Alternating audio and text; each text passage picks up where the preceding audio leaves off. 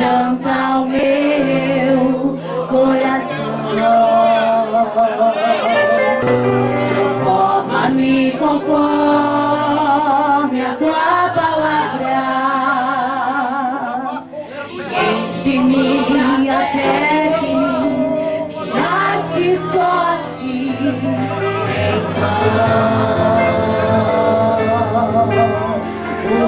usa-me, Senhor,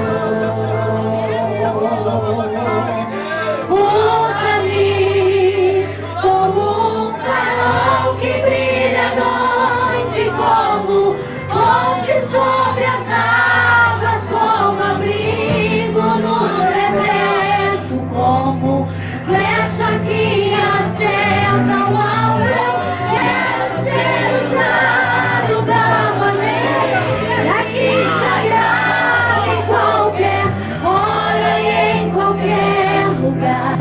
Eis aqui a minha vida, usa-me, Senhor, usa-me. Sonda-me, Senhor, e me conhece,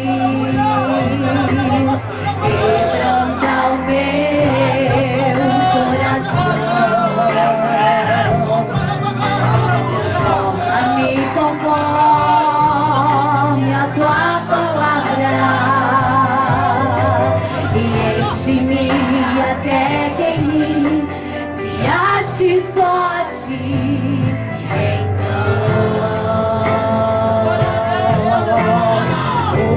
Usa-me, Senhor,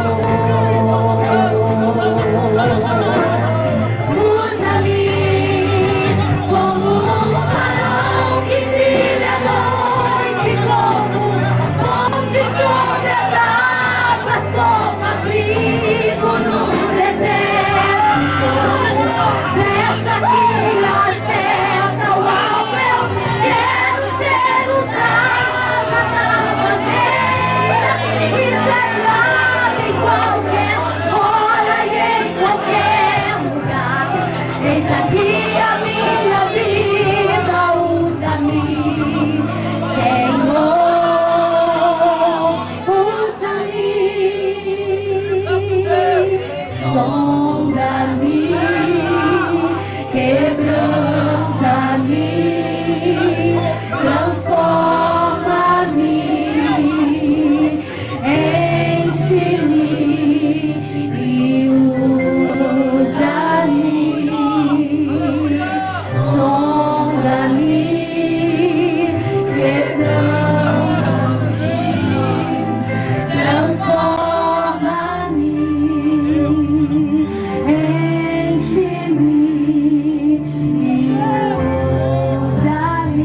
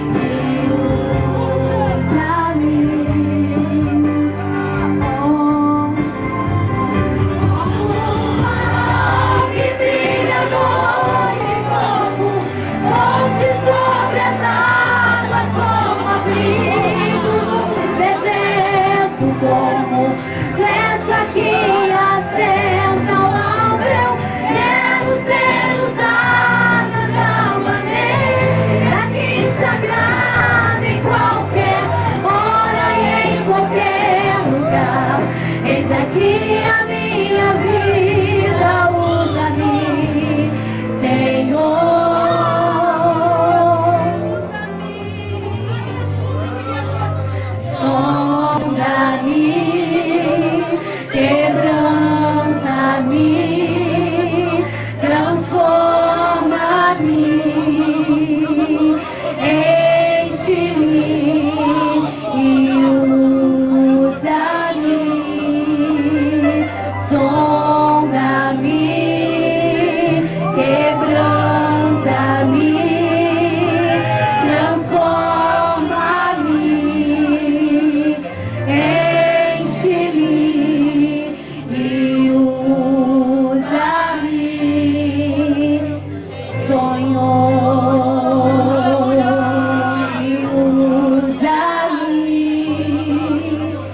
Senhor.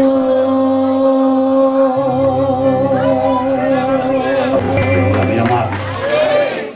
Confesso aos queridos que se eu fosse embora nesta noite iria contente, porque aqui já pude sentir a presença de Deus, os louvores que são uma mensagem cantada e tudo que nesta noite foi ofertado a Deus de coração. Parabenizando desde já o diácono Cláudio por este trabalho maravilhoso, esta responsabilidade que lhe foi incumbida, e eu creio que ele está fazendo com todo o seu coração, com todo o esforço. Nós sabemos que quando nós nos propomos fazer algo para o Senhor, o inimigo se levanta de todas as formas, em todos os aspectos, para tentar nos fazer parar. Mas nós sabemos também, meus amados, que mais forte é aquele que está conosco do que aquele que está no mundo.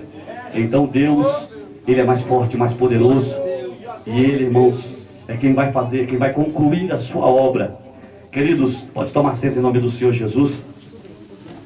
Eu quero primeiramente agradecer a Deus, tributar a Deus nesta noite toda a honra e toda a glória que lhe é de direito, que lhe é devida, agradecendo pela oportunidade de assumir esta tribuna e de poder ser um instrumento, um canal de bênção para poder transmitir a palavra de Deus para as vossas vidas. E também desde já agradecer ao pastor desta igreja, o pastor Eliezer, pastor Joabe, e dizer, meus amados, que é um privilégio, amém? E dizer também que, assim que possível, vamos pedir que os amados também estejam conosco em um grande trabalho que vai ser realizado ali no Jardim Guaraituba. Eu tenho um versículo comigo, está em Lucas capítulo 6, e versículo de número 31, que diz: tudo que vós quereis que os homens vos façam, façai-vos primeiro. Na obra de Deus tem que ser recíproco, né? Tem que ajudar e ser ajudado. Temos que estar auxiliando e também ser auxiliado em todos os sentidos. Então, quando nós nos dispomos a sair para vir, também quando realizarmos a festa, gostaríamos de ver os amados lá em peso para glorificar e adorar o Senhor nosso Deus. Amém?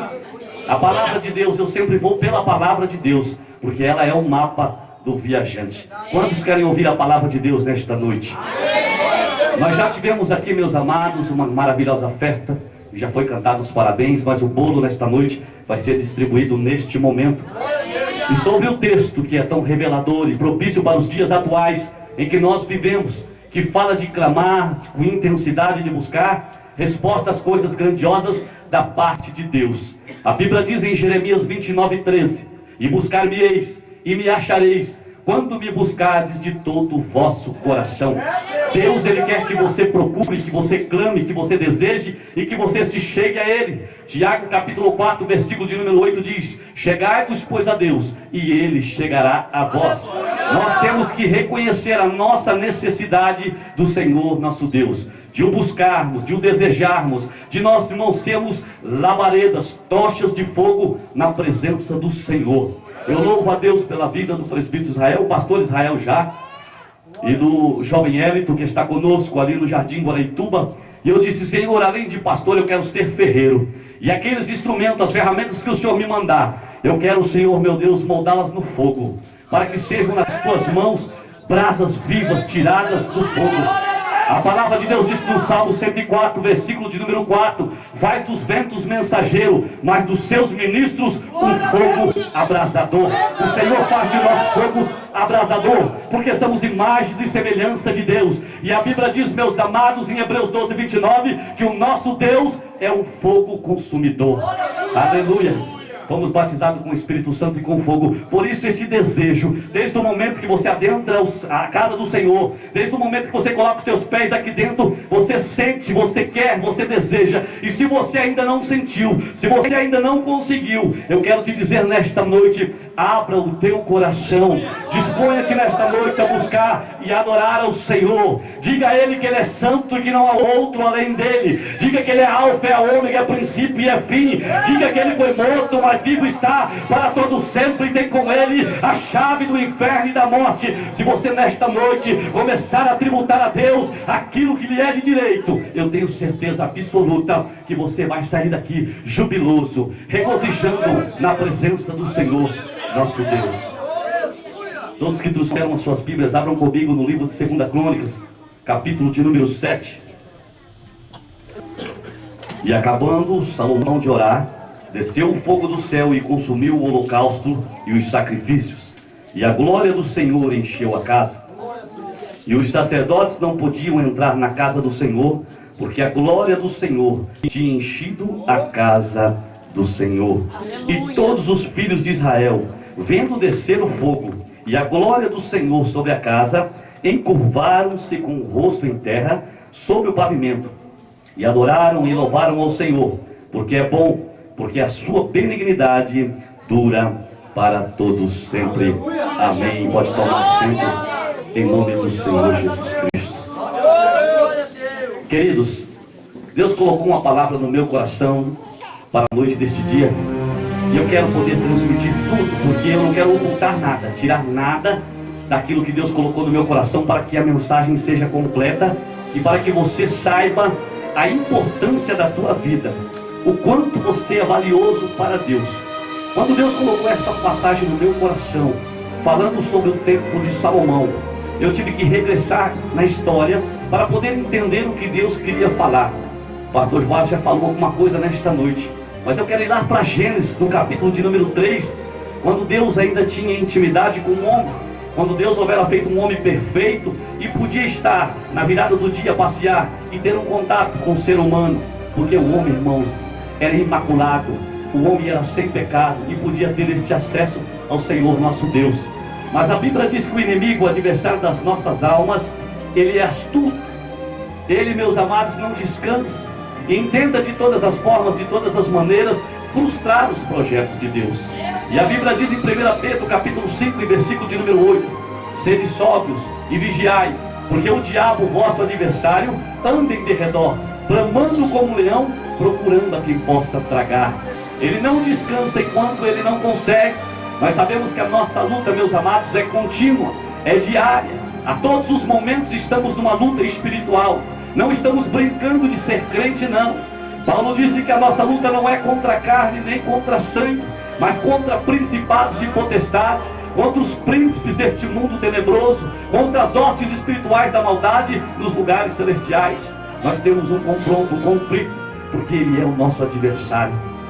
Ele, meus amados, enganando o homem, fez com que o homem saísse do paraíso.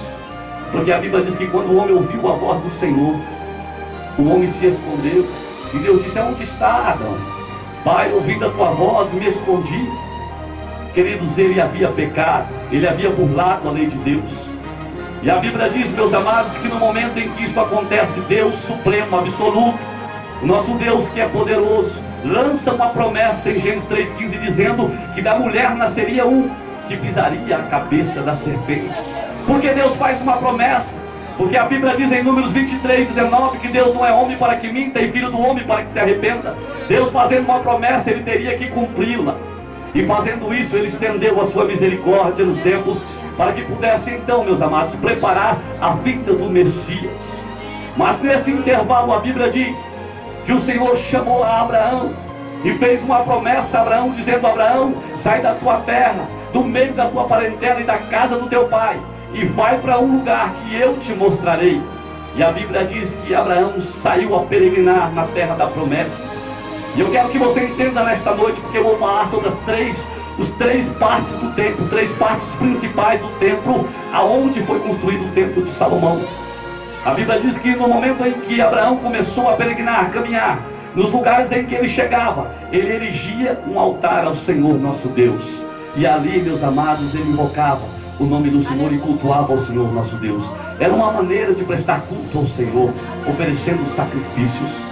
A Bíblia diz que todos os lugares que ele chegava, e no momento que ele parava em algum lugar para se estabelecer, ele erigia um altar, edificava um altar e falava com o Senhor. Ele estava demarcando o território sagrado. Ele estava dizendo: os meus netos, meus filhos vão passar por aqui. Esta terra pertence ao meu povo, esta terra pertence aos meus descendentes, porque o Senhor assim o falou. E no momento em que ele erigia o altar, ele estava, meus amados, cultuando ao Senhor nosso Deus.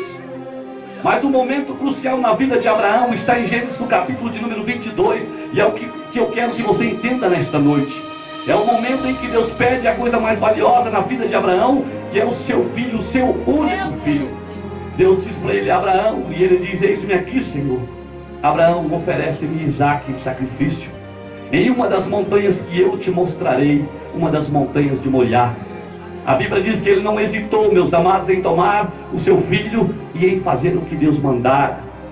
Mas no momento crucial em que ele for oferecer o seu filho em sacrifício, a Bíblia diz que o Senhor então bradou, o Senhor então o impediu. Mas aquele monte ficou marcado, porque, queridos, o sacrifício perfeito ainda não podia estar ali, não podia acontecer ali. Deus estava prevendo, Deus estava escrevendo algo para o futuro, mas estava nos dando a entender, e para o povo daquela época, o que é dar o seu único filho a ser sacrificado pelo povo.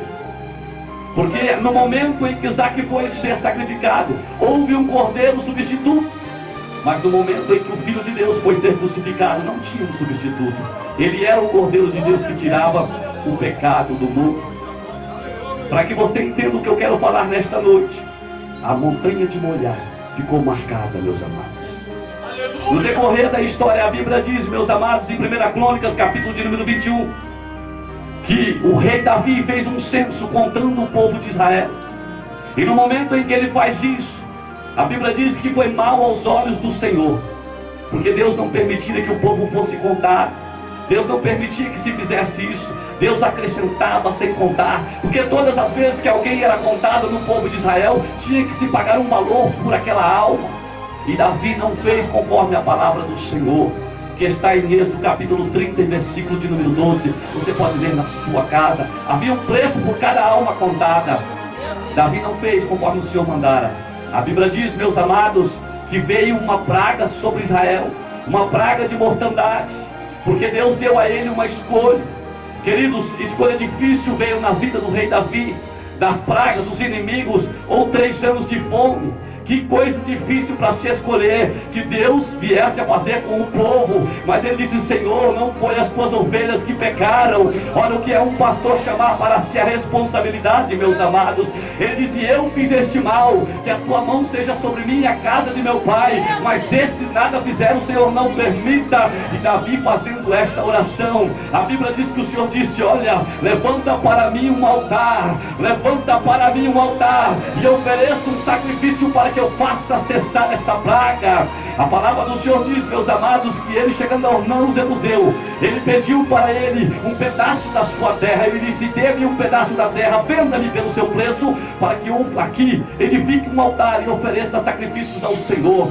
Ele disse, eis aí a terra, meu Senhor, eis aí o boi, eis aí a madeira, tudo é teu, o trigo é teu, faça conforme a tua vontade, é do meu Senhor. Mas Davi disse, olha, não, pelo preço que eu vou te pagar, porque eu não vou oferecer para o meu Deus sacrifício que não tenha custo. Para Deus tem que ter um preço, meus amados. Nós temos que oferecer algo que tenha preço para o Senhor nosso Deus.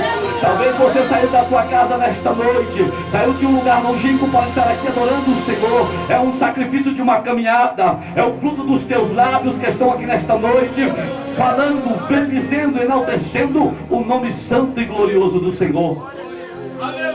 No momento em que ele edificou o altar, a palavra do Senhor diz que fogo do céu desceu e consumiu o holocausto, e a praga cessou. Aleluia. Irmãos, a praga cessou no momento em que ele ofereceu o holocausto ao Senhor nosso Deus. Nós vemos aqui que no templo também Deus respondeu com fogo, e lá também quando Davi oferece, Deus também responde com fogo. E nós vemos que o fogo ele desce sobre o altar, não é sobre o templo, é sobre o altar, porque o altar é o lugar do sacrifício. O altar é onde está posto o sacrifício. Se não tem fogo, o sacrifício permanece ali, meus amados. Mas quando você lê Levíticos capítulo 6 e versículo de número 13, você vai ver uma ordenança dizendo: o fogo arderá continuamente sobre o altar e não se apagará. Não se apagará. O fogo tem que ser contínuo para que a tua oferta, o teu sacrifício suba até o Senhor nosso Deus, e ele aspire, meu amado, o sacrifício perfeito. Aleluia.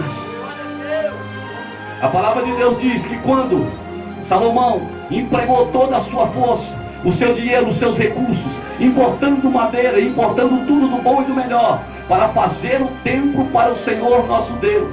A Bíblia diz que o templo, no capítulo 3, de 2 Crônicas, foi erigido, foi erguido, levantado sobre a montanha de Moriá, aonde Davi levantou o altar do sacrifício. Naquele lugar aonde Abraão ofereceu seu filho em sacrifício, foi levantado o templo do Senhor. O que o Senhor quer dizer nesta noite, pastor? Eu quero dizer, meu querido, que o altar, que o templo de Deus é levantado sobre lugar de sacrifício. Muitas das vezes não é fácil, meu querido, mas é ali, no lugar do sacrifício, que é erigido um altar, que é erigido um templo para o Senhor nosso Deus. Mas deixe-me te dizer uma coisa nesta noite: não é primeiro o templo que é levantado, mas primeiro é o altar que tem que estar de pé na presença do Senhor. Primeiro é o altar que tem que ser levantado para o Senhor nosso Deus. Quando Deus fala na sua palavra, Ele não disse que Abraão construiu o templo, mas erigiu o altar. O povo em Êxodo capítulo 3 voltou lá do cativeiro e não levantou o templo primeiramente, mas colocaram as bases do altar e levantaram o altar para oferecer sacrifício ao Senhor nosso Deus. A Bíblia diz que Davi não colocou, meus amados, um templo ali, mas ele erigiu um altar e preparou o lugar do templo, porque o altar é o primeiro que tem que estar erigido. Aleluia. Templo, irmãos, é consequência de uma adoração. Por que, pastor, o senhor está dizendo isto? Porque o tabernáculo que foi erigido no altar, que foi erigido no deserto, ele simbolizava a Jesus Cristo de Nazaré. Era o desejo de Deus de estar no meio do seu povo.